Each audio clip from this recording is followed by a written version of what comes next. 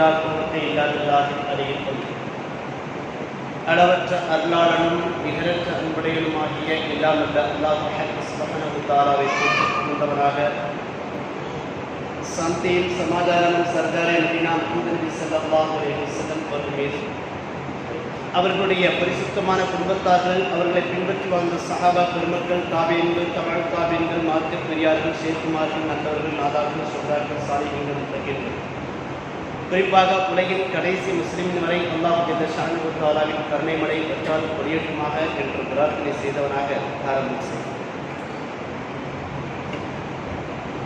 அல்லாஹ்வின் தூதர் ஸல்லல்லாஹு அலைஹி வஸல்லம் அவர்களுடைய வாழ்க்கை வரலாற்றை நாம் தெரிந்து வைத்திருக்கக்கூடிய நாம் அவர்களுடைய வாழ்க்கையிலிருந்து நமக்கு எப்படிப்பட்ட முன்மாதிரிகள் கிடைக்கிறது என்பதை சிந்தித்து செயல்பட்டுக் கொள்ள வேண்டும். எந்த அளவிற்கு அவருடைய வரலாறுகளை தெரிந்து கொள்கிறோமோ அதனை தொடர்ந்து அந்த வரலாறுகளின் மூலமாக நமக்கு எப்படிப்பட்ட முன்மாதிரிகள் இருக்கிறது என்பதை சிந்தித்து செயலாற்றுகின்ற பொழுது அந்த மனிதன் இரு உலகத்திலும் வெற்றி அடைந்தவனாக அவன் ஆகிவிடுகின்றான்.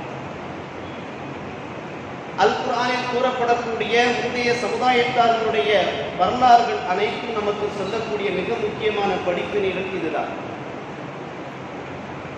அல்லாஹ்வின் தூதர் ஸல்லல்லாஹு அலைஹி வஸல்லம் அவருடைய வாழ்க்கையிலிருந்தும் அவருடைய மொழிகளிலிருந்தும் ஹதீஸ்களிலிருந்தும் தனி மனித முன்னேற்றம், பெற்றோருடைய செயல்பாடுகள், ஒரு மஹல்லா நிர்வாகத்தினுடைய செயல்பாடுகள் எப்படியெல்லாம் இருக்க வேண்டும் என்பதை நாம் தொடர்ந்து பார்த்து கொண்டே வருகின்றோம்.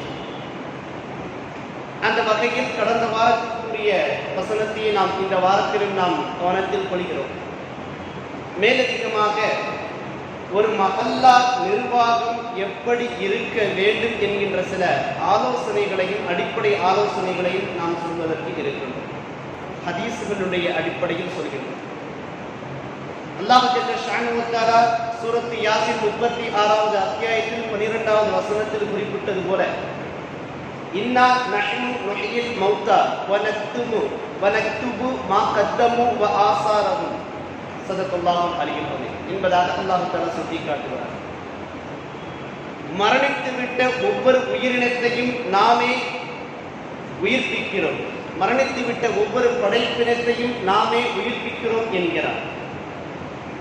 மரணித்துவிட்ட ஒவ்வொரு உள்ளங்களையும் நாமே உயிர்ப்பிக்கிறோம் என்கிறார். சிதைந்துவிட்ட ஒவ்வொரு நகரங்களையும் ஒவ்வொரு நகரத்தையும் நாமே புனர் நிர்மாணம் செய்கிறோம் என்கிறார். செயலற்று கிடக்கக்கூடிய ஒவ்வொரு நிர்வாகத்தையும் நாமே செம்மைப்படுத்துகிறோம் என்கிறான் அல்லாஹ் ஜல்ல ஷானஹு வ தஆலா அந்த வசனத்தில். வனக்துபு மா கத்தமு வ ஆசாரஹும் என்கின்ற வசனம் ஆழ்ந்த சிந்தனைக்கு உரிய ஒன்று. நாம் வாழக்கூடிய காலகட்டத்தில் எதையெல்லாம் நாம் நம்முடைய நன்மைக்காக முற்படுத்தி வைத்திருக்கிறோமோ, வாழ்கின்ற வரைக்கும் எதையெல்லாம் செய்து கொண்டிருக்கிறோமோ அதையும் இறைவன் கணக்கெடுக்கிறார். நாம் மரணித்து விட்ட பிறகு நம்முடைய அடுத்த தலைமுறையினருக்காக அல்லது நமக்கு அடுத்து நிர்வாகத்திற்கு வரக்கூடியவர்களுக்காக நாம் எதை தயார்படுத்தி வைத்திருக்கிறோமோ, அடிச்சுவடுகளாக விட்டு செல்கிறோமோ அதையும் அல்லாஹ் ஜல்ல ஷானஹு வ தஆலா கணக்கெடுத்து வைக்கிறார் என்பதாக அந்த வசனம் சுட்டிக்காட்டுகின்றது. அந்த வகையில் பைஹக்கியில் பதிவு செய்யப்பட்டிருந்த ஒரு ஹதீஸையும் நாம் சுட்டிக்காட்டியிருந்தோம். மஹல்லா நிர்வாகம் என்பது, முதலில் மஹல்லா என்பது ஒரு பள்ளிவாசல் இருக்க வேண்டும். அதனை சுற்றி வாழக்கூடிய இஸ்லாமிய பெருமக்கள் அல்லது குடும்பங்கள் வாழ வேண்டும். இந்த மஸ்ஜிதை ஒட்டி, இந்த பள்ளிவாசலை ஒட்டி நிர்வகிக்கக்கூடியவர்கள் அந்த ஊரையும் அந்த பகுதியையும் நிர்வகிப்பார்கள். அல்லது குழுக்களாக இஸ்லாமிய பெருமக்கள் வாழக்கூடிய இடங்களில் அவர்களுக்குள்ளாக ஒரு நிர்வாகத்தை ஏற்படுத்தி அவர்களுடைய ஏற்றத்தாழ்வுகளில் ஏற்படுத்தக்கூடிய அந்த ஆலோசனைகள், செயல்படுத்தக்கூடிய திட்டங்கள், இது யாவற்றை உள்ளடக்கியவை ஒரு மஹல்லா என்று சொல்லப்படும். ஆக எங்கெல்லாம் பள்ளிவாசல் இருக்கின்றதோ அங்கெல்லாம் மஹல்லா நிர்வாகம் என்பது இருக்க வேண்டும். அதனுடைய அடிப்படை விஷயங்கள், அது ஏற்படுத்தக்கூடிய விளைவுகள், ஒரு நிர்வாகம், ஒரு மஹல்லா நிர்வாகம் சரியான முறையில் செயல்பட்டது என்று சொன்னால் அது ஏற்படுத்தக்கூடிய விளைவுகள், நல்ல விளைவுகள் குடும்பங்களிலும் சரி, பகுதியிலும் சரி, ஒட்டுமொத்தமாக அந்த ஊரிலும் சரி மிகப்பெரிய தாக்கத்தை ஏற்படுத்தும் என்பதை நாம் கவனத்தில் கொள்ள வேண்டும். அல்லாஹ்வின் தூதர் ஸல்லல்லாஹு அலைஹி வஸல்லம் கூறிய மிக முக்கியமான விஷயம், என்னுடைய பிரதிநிதிகளுக்கு நான் மிக முக்கியமாக வசியத்து செய்வது, உபதேசம் செய்வது எதுவென்றால் இறை அச்சம் குறித்து. ஆக முதலாவதாக ஒரு மஹல்லா நிர்வாகம் முன்னெடுத்து செய்யக்கூடிய மிக முக்கிய விஷயம், அந்த பகுதியில் இருக்கக்கூடிய முஸ்லிம்கள், இஸ்லாமிய பெருமக்கள் இறையச்சத்தோடு வாழ்வதற்குண்டான வழிவகைகளை செய்வது மிக முக்கியமான கடமை நிர்வாகத்தின் மீது. அப்படி என்றால் அந்த பகுதியில் வசிக்கக்கூடிய ஒவ்வொரு முஸ்லிமும் குர்ஆன் ஓத தெரியவில்லை என்று சொன்னால் இந்த நிர்வாகமும் அந்த ஆலிமும் குற்றவாளியாக ஆகிவிடுகிறார் அல்லாஹ்வினிடத்தில். இந்த பகுதியில் மஹல்லா நிர்வாகம் இருக்கக்கூடிய ஒரு பகுதியில் யாரேனும் ஒருவர் எனக்கு குர்ஆன் ஓத தெரியவில்லை, அது குறித்த எந்த புரிதலும் இல்லை என்று அவர் சொன்னார் என்று சொன்னால் முதல் குற்றவாளியாக அவரும், அடுத்த குற்றவாளியாக அவருடைய பெற்றோரும், அதற்கடுத்த குற்றவாளியாக அந்த ஆலிமும், அதற்கடுத்த குற்றவாளியாக அந்த நிர்வாகமும் அல்லாஹ்வினிடத்தில் பதில் சொல்ல வேண்டும். அடிப்படையான விஷயம், ஒரு முஸ்லிம் என்பதற்கு தேவையான அடிப்படையான மார்க்க அறிவையும் அவர் பெற்றிருக்க வேண்டும். தொழுகை குறித்த விஷயங்கள், வியாபாரியாக இருந்தால் எப்படிப்பட்ட வியாபாரம் செய்வது என்பது குறித்த போதுமான அறிவு, ஹலால் ஹராம் குறித்த அறிவு, நோன்பு காலங்கள் வருகின்ற பொழுது நோன்பு பற்றி உண்டான அறிவு, அவர் ஹஜ்ஜு செய்கின்ற பொழுது ஹஜ்ஜு பற்றி உண்டான ஒரு சிறிய புரிதல், கொடுக்கல் வாங்கலில் நடந்து கொள்ளக்கூடிய முறைகள், பெற்றோரிடத்தில் உறவுகளிடத்தில் எப்படி நடந்து கொள்ள வேண்டும் என்பது, சுத்தம் பற்றிய விஷயங்கள் போன்ற அடிப்படையான ஒரு விஷயத்தை ஒவ்வொரு முஸ்லிமும் 100% அவர் தெரிந்து வைத்திருக்க வேண்டும். இந்த இரண்டும், அல் குர்ஆனை கற்றுக்கொள்வதும், அல் குர்ஆனை கற்றுக்கொண்ட பிறகு அந்தந்த மொழிகளில் அது குறித்து உண்டான கருத்துக்களை தேடல்களில் ஈடுபடுவதும், மார்க்கம் சம்பந்தப்பட்ட அடிப்படையான அறிவை பெற்றுக்கொள்வதும் ஒவ்வொரு இறை விசுவாசின் மீது கடமை. அதற்கு வழிவகுப்பது அந்த நிர்வாகத்தின் மீது தார்மீக கடமை என்பதை அந்த நிர்வாகம் வழங்கிக் கொள்ள வேண்டும். முதல் விஷயம்.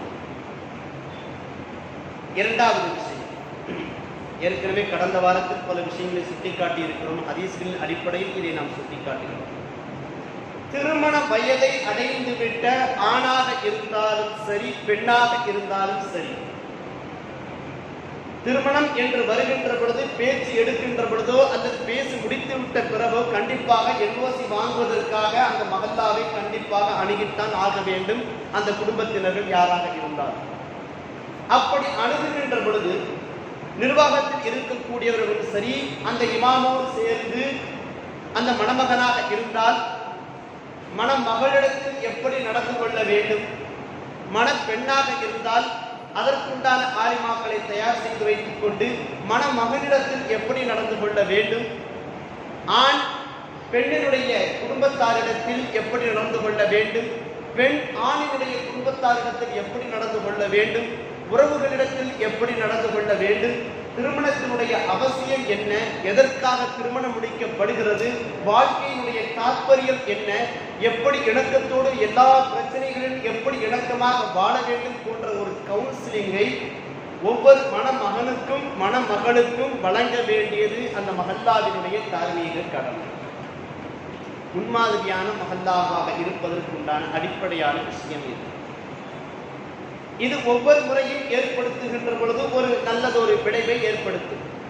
அல்லது ஒன்றுக்கு மேற்பட்ட மஹல்லா நிர்வாகங்கள் ஒன்றிணைந்து மாதம் மாதமாக இது போன்று இளைஞர்களுக்கான, இளைஞர்களுக்கான, யுவதிகளுக்கான திருமணம் குறித்து உண்டான ஒரு கவுன்சிலிங்கை ஒவ்வொரு மாதமும் எப்படியெல்லாம் நடந்து கொள்ள வேண்டும் என்பது குறித்து உண்டான ஒரு வகுப்புகளை தொடர்படியாக அவர்களுக்கு முன்னெடுத்து செய்ய வேண்டும். காரணம், இன்றைய காலகட்டம் என்பது அவ்வளவு ஒரு மோசமான சூழ்நிலையில் இருக்கின்றது. எவ்வளவுதான் பார்த்து பார்த்து திருமணம் முடித்து வைத்தாலும் கூட ஒரு சிறிய மனக்கசப்பினால் மிகப்பெரிய விளைவுகளை சந்திக்க நேரிடுகின்றது. இது அந்த குடும்பத்தாரின் மீதோ அல்லது அந்த மணமகனின் மீதோ மணமகளின் மீதோ குற்றமாக கருத முடியாத அளவிற்கு விஷயம் இருக்கிறது. ஏனென்றால் இந்த தலைமுறையில் வளரக்கூடிய பிள்ளைகள் ஒரு சிறிய சுடுசொல்லை கூட தாங்க முடியாத அளவிற்கு தான் அவர்கள் வளர்கிறார்கள். அடிப்படையான விஷயங்களிலிருந்தே அவர்களுக்கு இது போன்று உண்டான ஒரு மனப்பக்குவத்தை, மன வலிமையை நாம் கற்றுக் கொடுத்து விட்டோம் என்று சொன்னால் எந்த ஒரு பிரச்சனையும் எதிர்கொள்ளக்கூடிய மன வலிமையை அவர்கள் பெற்றுக்கொள்வார்கள். ஆக திருமண விவகாரங்களில் சரி, இது போன்று உண்டான ஒரு கவுன்சிலிங்கை தொடர்ந்து ஏற்படுத்திக் கொண்டே இருப்பது என்பது ஒவ்வொரு மஹல்லா நிர்வாகத்தினுடைய அந்த ஆதிமோடு சேர்த்து இருக்கக்கூடிய ஒரு தார்மீக கடமை. அல்லது குறைந்தபட்சமாக என்ஓசி வாங்கக்கூடிய வாங்க வரக்கூடிய அந்த நேரத்திலாவது அந்த ஆலிமையோ அல்லது அந்த நிர்வாகிகள் அணுகி அந்த மணமகனுக்கோ மணமகளுக்கோ உண்டான ஒரு சிறிய அளவிலான புரிதலையாவது குறைந்தபட்சம் அவர்களுக்கு கொடுக்க வேண்டும் என்பது ஒவ்வொரு மஹல்லாவிற்கும் உண்டான ஒரு அடிப்படையான ஒரு தார்மீக கடமை என்பதை விளங்கிக் கொள்ள வேண்டும். அடுத்ததாக நமது மஹல்லாவில் செய்யக்கூடிய ஒரு காரியம்தான், பொதுமக்களிடத்திலிருந்து அந்த ரமலானுடைய காலகட்டங்களில் அவருடைய ஜக்காத் பணத்தை வசூலித்து தொடர்படியாக செய்கிறார். அல்ஹம்துலில்லாஹ், உண்மையிலே பாராட்டப்படக்கூடிய ஒரு விஷயம் நம்முடைய கேட்கினர் மஹல்லாவில் செய்யக்கூடிய ஒரு காரியம். மாதம் விதவைகளுக்கு, ஆதரவு அற்றவர்களுக்கு, அதாவது கணவனையோ அல்லது பிள்ளைகளையோ இழந்துவிட்ட தாய்மார்களுக்கு, அல்லது பிள்ளைகள் இருந்தாலும் கூட பெற்றோருக்கு சம்பாதித்து கொடுக்க முடியாத ஒரு சூழ்நிலை இருக்கக்கூடியவர்களுக்கு, நோயாளிகளுக்கு என்று மாதம் தொடர்படியாக ஏதேனும் ஒரு வகையில் சிறிய அளவிலான ஒரு தொகையை தொடர்ந்து கொடுத்து கொண்டே இருக்கிறார்கள். வரவேற்க தகுந்த ஒரு விஷயம். இந்த விஷயம் என்பது மஹல்லாவில் பறந்துவிட்டதாக அதை முன்னெடுத்து செய்ய வேண்டும். இந்த விதவைகள், ஆதரவற்றவர்கள், முதியோர்கள், நோயாளிகளுக்கு உதவுதல் என்பது சற்று பறந்துவிட்ட ஒரு கண்ணோட்டத்தில் பார்க்க வேண்டும். கணவனை இழந்துவிட்ட பெண்கள், மனைவியை இழந்துவிட்ட ஆண்கள், இப்படி அவர்கள் விதவியாக இருக்கக்கூடிய ஒரு சமயத்தில் இவர்கள் இருவரையும் கண்டடைந்து நம்முடைய மஹல்லாவிற்குள்ளாக அவருடைய குடும்ப சூழ்நிலை அறிந்து, அவருடைய வயதை அறிந்து, அவருடைய பாரம்பரியம், அவருடைய வியாபார சூழ்நிலை எல்லாம் அறிந்து, அந்த கணவனை இழந்துவிட்ட பெண்ணுக்கும் மனைவியை இழந்துவிட்ட ஆணுக்கும் உண்டான ஒரு திருமண பந்தத்தை ஏற்படுத்தி கொடுக்க வேண்டியது, மறுமணத்திற்கு உண்டான ஒரு முன் உதாரணத்தை ஏற்படுத்தி கொடுக்க வேண்டியது, முன்னெடுப்பை செய்ய வேண்டியது அந்தந்த மஹல்லாவினுடைய தார்மீக கடமை. ஏனென்று சொன்னால், தனிமையில் இருக்கின்ற பொழுதோ, பாதுகாப்பு அல்லது ஒற்றையாக இருக்கின்ற பொழுதோ ஏராளமான பாதுகாப்பு குறைவுகளுக்கு மிக முக்கிய காரணிகளாக அமைந்துவிடும். மிக முக்கியமான விஷயம், தனிமையில் இருக்கின்ற பொழுது எல்லா பிரச்சனைகளையும் விட மனநலம் பாதிக்கப்படுதல் என்பது ஒரு மோசமான குணம். அது ஒரு மோசமான நோய், எல்லாரையும் தாக்குகிறது. அது ஒரு 10 நாள் ஆஸ்பத்திரியில் தனியாக இருந்தவர்களிடத்தில் கேட்டு பாருங்கள், தெரியும் தனிமை என்பது எவ்வளவு விகாரமானது என்பதை அவர்கள் விளங்கிக் கொள்வார்கள். தனித்தே வாழக்கூடிய ஒரு ஆணாக இருந்தாலும் சரி, பெண்ணாக இருந்தாலும் சரி, அவருடைய மனநலம் எந்த அளவிற்கு சிதைவுக்கு உள்ளாகிறது என்பதை விளங்கிக் கொண்டு அவர்களுடைய வாழ்க்கையில் முன்னேற்றத்தை உருவாக்குவதற்குண்டான காரணமாக இந்த மஹல்லா இருக்க வேண்டும். இது ஆணுக்கும் பொருந்தும், பெண்களுக்கும் பொருந்தும். அதனை தொடர்ந்து நிராதரவாக இருக்கக்கூடியவர்களுக்கு உணவு ஏற்பாடுகளுக்கு மாதாந்திரமாக உணவு ஏற்பாடுகள் சில அமைப்புகள் மிகச் சிறப்பான முறையில் எல்லாம் செய்கிறார்கள். அது நம்முடைய மஹல்லாவிலும் கூட, மஹல்லாவிலே அதற்குண்டான தன்னார்வலர்கள் இருக்கிறார்கள். ரமலானுடைய காலகட்டத்தில் ஒவ்வொருவருக்கும் அந்த மாதத்திற்கு தேவையான மளிகை பொருட்களை கொடுக்கிறார்கள். அதை வெறுமனே அப்படி விட்டுவிடக்கூடாது. எல்லா காலங்களிலும் தொடர்ந்து செய்வதற்குண்டான வழிவகைகள் அந்தந்த சரியான மக்களை கண்டடைந்து செய்வதில் மிகுந்த முனைப்பு காட்ட வேண்டும் என்பதை நாம் கவனத்தில் கொள்ள வேண்டும். குறைந்தபட்சமாக உணவுக்கும், அடுத்தபட்சமாக அவருடைய அடுத்த வாழ்க்கைக்கு உண்டான வழிகளையும், அதற்கு அடுத்தபட்சமாக அவருடைய நோய்களை சரி செய்வதற்குண்டான வழிகாட்டுதலையும் கொள்ள வேண்டியது இந்த மஹல்லாவினுடைய மிக முக்கியமான தார்மீக கடமையாகவும் இருக்கின்றது. அடுத்ததாக மிக முக்கியமான ஒரு அம்சம், மஹல்லா வாரியாக, மஸ்ஜித் வாரியாக சமரச குழு என்பது ஒன்று இருக்க வேண்டும். இந்த சமரச குழு என்பது மிக முக்கியமாக யாரெல்லாம் உள்ளடக்கி இருக்க வேண்டும், அவர்களுடைய பணி என்ன என்பதையும் நாம் விளங்கிக் கொள்ள வேண்டும். இதற்குண்டான எல்லா விதமான ஹதீஸ்களை நாம் கடந்த வாரத்திலே நாம் சுட்டிக்காட்டி இருக்கிறோம். நேரம் கிடைத்தால் கடைசியில் அந்த ஹதீஸையும் நாம் சுட்டிக்காட்டுகின்றோம். சமரச குழு முதன்மையானவராக சட்டம் படித்த ஒரு வக்கீல் அதற்கு முதன்மையானவராக இருக்க வேண்டும் ஒன்று. அடுத்ததாக ஒரு சைக்கியாரிஸ்ட், ஒரு மனநலம் பார்க்கக்கூடிய ஒரு நல்ல மருத்துவர் ஒருவர் அதில் இடம்பெற்றிருக்க வேண்டும். அடுத்ததாக மார்க்க அறிஞர், அந்த பகுதியை சார்ந்த மார்க்க அறிஞர் அல்லது அவருடைய அனுமதியோடு அரபு கல்லூரிகளில் பணியாற்றக்கூடிய ஒரு சிறந்த ஒரு மார்க்க அறிஞர். அத்தோடு நிர்வாகத்தில் இருக்கக்கூடியவர்கள் குழுவில் இளைஞர்களுக்கும் நாம் வாய்ப்பு கொடுத்து அவர்களையும் அதில் இணைத்துக் கொள்ள வேண்டும். இந்த சமரச குழு செய்யக்கூடிய மிக முக்கியமான விஷயம், குடும்பங்களில் நடக்கக்கூடிய விவாகரத்து சம்பந்தப்பட்ட எல்லா பிரச்சனைகளையும் கண்டடைய வேண்டும். முதலாவதாக ஒன்று, நம்மிடத்தில் மனு வர வேண்டும், அல்லது இந்த பிரச்சனை இருக்கிறது என்று தெரிந்தாலே அவர்களை மனு கொடுப்பதற்கு தூண்ட வேண்டும். அது மாப்பிள்ளை வீட்டார் சார்பாக இருந்தாலும் சரி, பெண் வீட்டார் சார்பாக இருந்தாலும் சரி. மிக முக்கியமாக இந்த பிரச்சனை மஹல்லாவுடைய தலையாய கடமையே இதுதான்.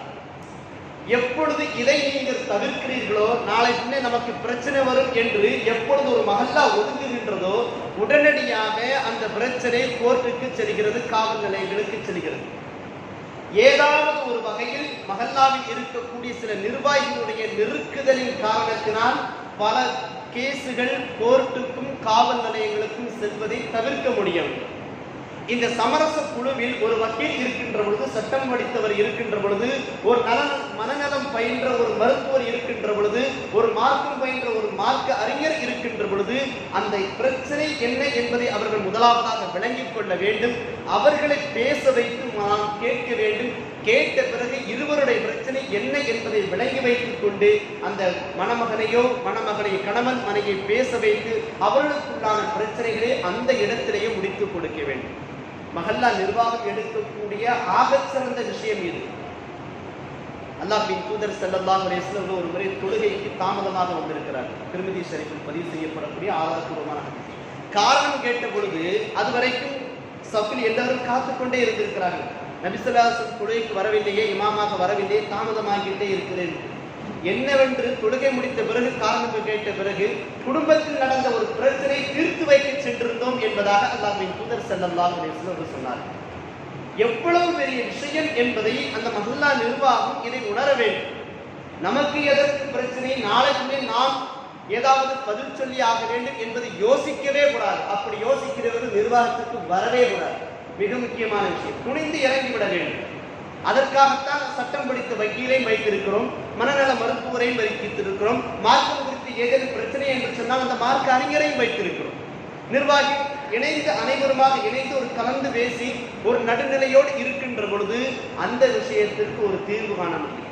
இதே பிரச்சனை தான் சிவிலில் இருக்கக்கூடிய என்னென்ன பிரச்சனை, சொத்து பிரச்சனையாக இருக்கட்டும், மிகப்பெரிய தலைவர் சொத்து விவகாரங்களிலும் இந்த மஹல்லாவே இது குறித்து ஒரு நல்ல ஒரு பணி சமரச குழுவை ஏற்படுத்தி அவர்களுக்குள்ளான தீர்வை நாம் கொடுத்து விட்டோம் என்று சொன்னால் அந்த மஹல்லா மட்டுமல்ல, அந்த மக்களை, அந்த பகுதியில் இருக்கக்கூடிய எல்லா மக்களும் ஒரு முன்மாதிரியான மக்களாக பிற மக்களுக்கு ஆகிவிடுவார்கள். அடுத்ததாக செய்யக்கூடிய ஒரு விஷயம், நம்முடைய பகுதி போன்று ஏராளமான பகுதிகள் இருக்கின்றது. விரிவாக்க பகுதிகள் என்று சொல்கின்ற பொழுது, மஹல்லா என்று வருகின்ற பொழுது ஒரு ஊர் இருக்கும்.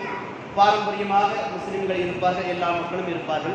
பாரம்பரியமாக மாற்று மத மக்கள் இருப்பார்கள், அங்கு அவர்கள் பாரம்பரியமான ஊர். எல்லாரும் ஏதாவது ஒரு மதத்தை சார்ந்தவர்கள் மிகுதமாக இருப்பார்கள், அது அவர்களுடைய மஹல்லாவாக ஆகிவிடும். அதுபோன்று முஸ்லிம்கள் இருக்கக்கூடிய பகுதிகள் முஸ்லிம் மஹல்லாவாக மிகுதமாக இருக்கும். ஆனால் நம்முடைய பகுதி போன்று நகரங்கள் என்பது வெவ்வேறு பகுதிகளிலிருந்து பிழைப்புக்காகவோ தொழிலுக்காகவோ கல்விக்காகவோ வேறு எதற்காகவோ இங்கு வரக்கூடியவர்கள் அங்கிருந்து வசிக்கின்ற பொழுது வெவ்வேறு பகுதிகளை சார்ந்தவர்கள், வெவ்வேறு ஊர்களை சார்ந்தவர்கள் அவர்கள் இருப்பார்கள். அத்தோடு மட்டுமில்லாமல் எல்லா மதத்தை சார்ந்த மக்களும் கலவையாக இருக்கக்கூடிய ஒரு பகுதிகளில் முஸ்லிம்கள் ஒருவருக்கொருவர் மாற்று மத மக்களோடு நல்ல இணக்கத்தை கடைபிடிக்க வேண்டும். இது போன்ற ஒரு நல்லதொரு வழிகாட்டுதலை நிர்வாகமே செய்ய வேண்டும். நிர்வாகிகளே அதை செய்ய வேண்டும். நம்முடைய பண்டிகைகளுக்கு, பெருநாள்களுக்கு அவர்களை அழைத்து ஏதாவது ஒரு நல்லது ஒரு முன்னெடுப்பை செய்வது, அவர்களுடைய பண்டிகைகள் திருவிழாக்களுக்கு நாம் செல்வது, அவருடைய இல்லங்களுக்கு செல்வது, அவர்களோடு அவர்களுடைய சுகதுக்கங்களில் சிறிய சிறிய அளவிலான சுகதுக்கங்களில் பங்கெடுத்து அவர்களுக்கு ஆறுதல் செல்வது, அவர்களுக்கு ஏதேனும் மருத்துவ தேவைகள் ஏதேனும் என்றுதான் நம்மால் உடல் உழைப்பால் என்ன முடியுமோ அதை செய்வது, நமக்கு ஒரு தேவை என்று வருகின்ற பொழுது அவர்கள் இப்படி வருவது, இப்படியாக குடும்பங்களுக்குள்ளாக மகல்லாவாக ஒன்றிணைந்து வாழ்கின்ற பொழுது எல்லா மத மக்களும் இருக்கக்கூடிய ஒரு சூழ்நிலையில் எந்த விதத்திலும் வெறுப்புக்கும் வேற்றுமைக்கும் ஒரு காலம் இடம் கொடுத்து விடக்கூடாது. இதை மகல்லா நிர்வாகமே முன்னெடுத்து செய்ய வேண்டும். நம்முடைய பகுதி போன்று இந்த பகுதி என்று வைத்துக் கொள்ள எல்லா மக்களும் தான் இருக்கிறார்கள். முஸ்லிம்களும் இருக்கிறார்கள், மாற்று மத சகோதரர் எல்லா மக்களுமே இருக்கிறார்கள். இந்த பக்கம் பள்ளிவாசல் என்றால் அந்த பக்கம் சர்ச்சு, இடது பக்கம் வர்த்த கோயில், முடிஞ்சு போச்சு. அவர்களோடு ஒரு இணக்கத்தை எப்படி நாம் ஏற்படுத்திக் கொள்ள வேண்டும் என்பதற்கு உண்டான வழிவகைகளை அந்த நிர்வாகமே கண்டடைந்து அவர்களுக்கு உண்டான ஒரு ஒற்றுமையை நாம் பலப்படுத்திக் கொள்ள வேண்டும். இது எல்லாற்றையும் விட அந்த மஹல்லாவினுடைய கல்வி குறித்து நாம் ஏற்கனவே பேசி இருக்கிறோம். கல்வியில் எந்த அளவிற்கு முன்னேற்றம் இருக்க வேண்டும் என்பதை நாம் சுட்டிக்காட்டியிருக்கிறோம். இவைகள் யாவற்றையும் செய்ய வேண்டும் என்று சொன்னால் டேட்டா பேஸ் இருக்க வேண்டும். நான் இந்த KK பகுதியில் இருக்கிறேன் என்று சொன்னால் நான் என்ன தொழில் செய்கிறேன், எனக்கு என்ன தெரியும் என்பது குறித்த தகவல்கள் நிர்வாகத்திற்கு கண்டிப்பான முறையில் தெரிந்திருக்க வேண்டும். முஸ்லிம் நிர்வாகம் இருக்கக்கூடிய இஸ்லாமிய ஊர்களில் இருக்கக்கூடிய பகுதிகள் என்று சொன்னால் அது குறித்து அங்கு இந்த டேட்டா பேஸ் தேவையில்லை. இன்னாருடைய மகனா, இவருடைய மகனா, அப்துல் காதருடைய மகன் அப்துல் அஜீஸா, ரைட், ஓகே அப்படின்னாக்கா அவங்க அத்தா இந்த தொழில் செஞ்சாங்க, இவங்க இந்த குடும்பத்தை சார்ந்தவங்க, இந்த குடும்பத்தில் இத்தனை பேர் இருக்காங்க, எல்லாமே எல்லாருக்குமே தெரியும். ஒரு கிராமங்கள் ஒரு மஹல்லா என்று சொன்னார். இது போன்ற விஸ்தீரண பகுதிகள், எக்ஸ்டென்ஷன் ஏரியாக்களில் நாம் புதிதாக உருவாகக்கூடிய குடியிருப்பு பகுதிகள் என்று வருகின்ற பொழுது இந்த காரியங்கள் சற்று கடினமாக இருந்தாலும் கூட இவைகளை கண்டிப்பான முறையில் நிறைவேற்றியாக வேண்டும். இந்த டேட்டாபேஸ் தனி நபருடைய தகவல்கள் ஒரு நிர்வாகத்திற்கு தெரிந்தால்தான் இந்த பகுதியில் எத்தனை மருத்துவர்கள் இருக்கிறார்கள், எத்தனை என்ஜினியர்கள் இருக்கிறார்கள், வேறு துறைகளை சார்ந்தவர்கள் எத்தனை நபர்கள் இருக்கிறார்கள், இந்த மஹல்லாவின் மொத்தம் எத்தனை தலைக்கட்டுகள் இருக்கிறது என்பது கூட நம்ம யாருக்குமே முழுவதுமாக தெரியாது. நம்ம மஹல்லாவில் நம்முடைய நிர்வாகத்தில் இருப்பவர்களுக்கோ அல்லது இந்த பள்ளியில் பணி செய்யக்கூடிய இமாமுக்கோ மதீனுக்கோ இந்த மஹல்லாவில் எத்தனை பேர் குடியிருக்கிறாங்கன்னு தெரியாது. இதற்குண்டான வழிவகைகளை செய்யக்கூடிய மிக முக்கியமான விஷயம் இந்த நிர்வாகம் முன்னெடுக்க செய்யும் ஊர் ஜமாத் என்று ஒன்று இருக்கிறது. ஒரு நல்லது கெட்டதுக்கு நம்மளை தான் அணுகிறாங்க. அப்படிங்கிறப்ப அவர்களை உடனடியாக அவர்களை பற்றி உண்டான தகவல்கள், நீங்க என்ன செய்றீங்க, எந்த ஊர், உங்களுடைய பூர்வீகம் என்ன, இங்கு எந்த விஷயத்திற்காக நீங்க இந்த பகுதியில் குடியிருக்கிறீங்க, உங்களுடைய திருமணம் என்ன, உங்களுடைய குழந்தை குட்டிகள் என்ன, எத்தனை மனைவிகள், உங்களுடைய வியாபாரம் என்ன, இது போன்ற பல்வேறு விஷயங்களை நாம் தெரிந்து வைத்துக் கொள்கின்ற பொழுது நிர்வாகம் குறித்து உடனடியாக வேறு யாருக்காவது ஏதாவது ஒரு தேவைகள் உதவி செய்வதற்கு கூட ஒருவரை பற்றி தெரிந்திருந்தால் தான் அவருக்கு உதவி செய்ய முடியும். ஒருவரிடத்தில் உதவி பெற வேண்டும் என்றாலும் கூட அவரை பற்றி தெரிந்திருந்தால் தான் உதவியை பெற்றுக்கொள்ள முடியும். ஒருவரை இணைப்பதற்கு கூட அவர்களை பற்றி உண்டான தகவல்கள் நமக்கு தெரிந்திருந்தால் தான் அந்த தனி நபருடைய விவர குறிப்புகள் அந்த நிர்வாகத்திற்கு தெரிந்திருந்தால் மட்டுமே இவைகள் மேலே குறிப்பிட்ட அனைத்துமே சாத்தியம். விஸ்தீரண பகுதிகள், நகர்ப்புற பகுதிகளில் இந்த மேலே குறிப்பிட்ட அத்தனை விஷயங்களும் சிரமம் என்றாலும் கூட ஆனால் சாத்தியப்படுவதற்குண்டான வாய்ப்புகள் இருக்கிறது. ஆனால் மேலே குறிப்பிட்ட அத்தனை விஷயங்களிலும் கிராமப்புறங்களிலோ ஒட்டுமொத்தமாக ஒரு மஹல்லா நிர்வாகமாக இயங்கக்கூடிய பகுதிகளோ இது முழுக்க சாத்தியப்படக்கூடிய ஒரு விஷயம்தான்.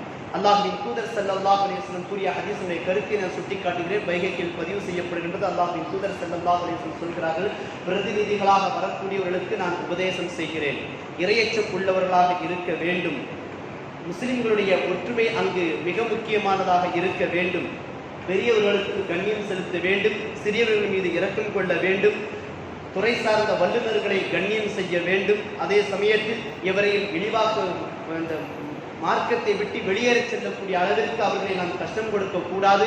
நம்மிடத்தில் உதவி என்று தேடி வரக்கூடியவர்களுக்கு நாம் ஒரு காலம் கதவடைத்து விடக்கூடாது. அவ்வாறு செய்தோம் என்று சொன்னால் அவர்கள் வேறு அவர்களை இந்த பலகீனமானவர்களை பலமானவர்களுக்கு விழுங்கிவிடக்கூடிய அளவிற்கு உண்டான சாத்தியக்கூறுகள் மிகுதமாக எடுத்து போன்ற பல்வேறு விஷயங்களை அல்லாஹ்வின் தூதர் ஸல்லல்லாஹு அலைஹி வஸல்லம் கூறிய ஹதீஸின் கருத்து பைகளில் பதிவு செய்யப்படுகிறது. இவைகளெல்லாம் எடுத்து வைத்து மேலே குறிப்பிட்ட விஷயங்களை நாம் அனுசரித்து நம்முடைய மஹல்லாவை எப்படியெல்லாம் வளர்த்தெடுக்க வேண்டுமோ, நம்முடைய சமூகத்தை எப்படியெல்லாம் வளர்த்தெடுக்க வேண்டுமோ, அல்லாஹ்வின் தூதர் ஸல்லல்லாஹு அலைஹி வஸல்லம் அவர்கள் காட்டித் தந்த இந்த முறைகளை நாம் சரியான முறையில் செயல்படுத்தக்கூடிய நன்மக்களாகும். ஒவ்வொருவருடைய உள்ளத்திலும் குடும்பத்தை அடுத்து சமுதாயத்தை அடுத்து அந்த மஹல்லாவினுடைய முன்னேற்றத்திலேயே சிந்திக்கக்கூடிய நன்மக்களாக அல்லாஹ் தஆலா நம் அனைவரையும் ஆக்கி அருள் புரிவானாக. வ ஆகிரு தஅவானா அல்ஹம்துலில்லாஹி ரப்பில் ஆலமீன். அஸ்ஸலாமு அலைக்கும் வரஹ்மத்துல்லாஹி தஆலா வபரகாத்துஹு.